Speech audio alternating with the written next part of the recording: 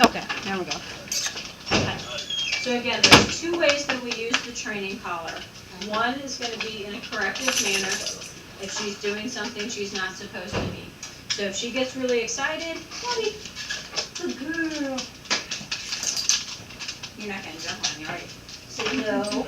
I know I'm not allowed to jump up on people here. Yes, I know it. Okay. But if she does something she's not supposed to, whether it's jumping up on somebody, whether she's playing with the kids and she gets mouthy, or if she gets up on their bed, okay, I'm just going to give her a pop on the leash, okay? And all that is just using my wrist, okay, and I'm going to give her a little, just like that, okay? What I'm looking to tell her is to get her attention and to let her know, hey, you know, not supposed to do that. So if she's doing something she's not supposed to, getting into something, right? And you can see she goes, what? That's the response I'm looking for. What? Right? Because in her mind, she's allowed to do those things. She's allowed on your kid's bed. She's allowed to jump on everybody. She's allowed to be mouthy. And it's been fun for her to do those things. Okay? The other thing we can do, right, we don't have a whole lot of focus on her, especially when there's distractions, which is why we're going to just work on the marker training with the focus. Got it. And not the obedience commands right now. Because we've got to get her paying attention to us before we can start giving her directions. Okay? So, with that being said, when we're out on walks, okay, if she starts to pull, I can give a pop on the leash. She starts to pull and get ahead of me, we'll pop on the leash. Okay? What I'm telling her with that pop on the leash is, over here with me. So you're wanting to have a short distance between her while she's walking. Okay. Right. The other thing I can do is use gentle leash pressure to encourage her to sit. When I use gentle leash pressure, I put a little pressure up on this collar. As soon as she puts her butt on the ground, I relieve the pressure on the collar. Okay? This isn't the same thing as teaching the word sit. This is just teaching her how to turn pressure off. Okay? So if we move, I put a little pressure up on the leash. I hold that pressure. She knows that means to sit. As soon as she sits, I relieve that pressure. Okay?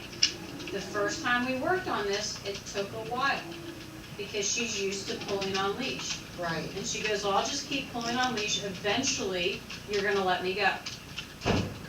But I didn't. And she had finally sat. And as soon as she sat, that pressure was released. And she went, oh, okay. And we went on a little bit of walking again. I stopped at, the sidewalk, and I put a little pressure on the leash again. Okay? And I waited. All I have to do is be more patient than she is. As soon as she sits, I release the pressure. If she doesn't want to sit, I just hold that pressure. What's going to happen over time is she's going to go, man, Mom is really persistent. Okay? And after 100 repetitions, or however many it takes, she's going to go, there's no sense in trying to fight against that pressure. Mom's going to hold that pressure until I sit. Okay? And it's going to become something that's hard, fast in her brain. And when she feels that pressure, best to just sit. No worries. Okay? She's not worried about the pressure at all. Okay? So for the long walks, we're walking down paths, she's sniffing, she's doing her thing. The purpose of to keep her short is for her not to pull me. Right. Okay. So when we're walking, if you watch the buckle here, okay, if that buckle starts to come up because she's pulling ahead of me, okay, what she doesn't want to do, she knows not to pull ahead of me, okay, oh, but if that buckle starts to come up, okay, come here, Gabby, good girl, I know.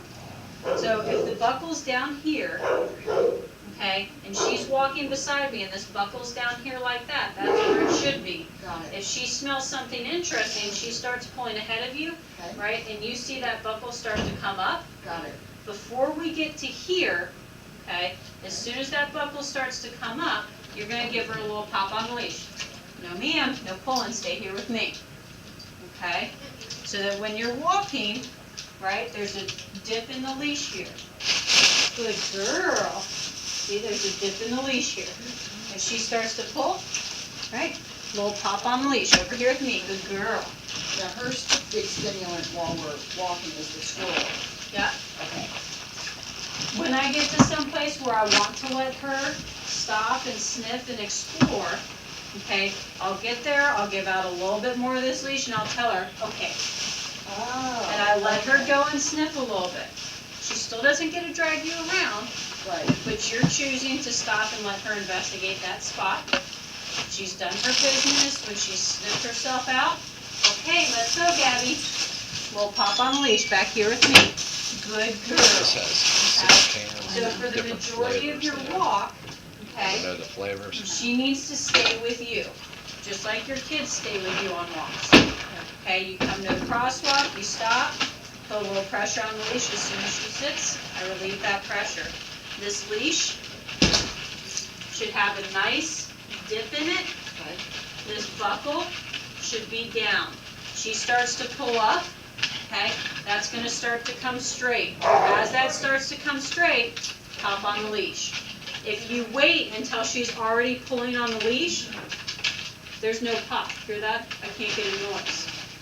Okay, so as soon as that pulling comes up, Oh, I see. now Okay. because if this is all the way tight, okay, I can't, it's not corrective, right? She's already pulling on it. Oh, okay. So if you get into don't that let it- right, you get into this situation, maybe she sees a squirrel and she jumps to the end of the leash faster than you can get that little pop, and the leash is tight, you're gonna give in, give a little pop back. Oh, Give in, give a little okay. pop back, okay? And that's just a, come on, back with me, good girl, sit, a little pressure on the leash, good girl, okay? Now, my 10-year-old, he tends to not be patient with her when she's sniffing. She's a big sniffer. Yeah. So I don't want him to not use the training collar improperly by pulling on it. It might be something where he has to wait to use the training collar, Okay. okay? I'm just gonna show on the video real quick how to put the collar together, Okay. and then we'll work one-on-one with Okay. it, okay? But again, so when you're holding it, okay, it's gotta go in one of those two holes. You can't see it on Okay. the recorder. I can't? No. Can you hold it so that I can videotape how to, is that good? Yep. Okay, so when we have the training collar, okay, I'm gonna hold one of these links nice and firm between my hands. Okay. I'm gonna bring the other one up, and I'm gonna put this prong Okay. in the one farther from me, okay? That gives me leverage to push against the other prong, to push and slide it into place, and then kind of pop it down like that. Now, to get the collar off, again, I'm gonna hold one link nice and firm. I'm gonna put my thumb on the big hole right here, Okay. that big circle, and my pointer finger on that hand is gonna go on that opposing prong. Put my thumb on that, my finger here, and I'm going to squeeze those two together and kind of like I'm pushing that down like off of a slide. Okay? Alright, and we'll do some practice so that you can practice and feel comfortable with that and getting it on and off of her. Okay.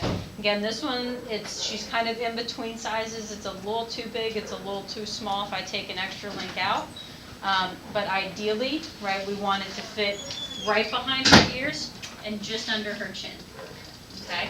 So it's going to go right here, kind of like if we were putting a bicycle helmet on her, right where the chin strap would go. Okay? All right, we can stop.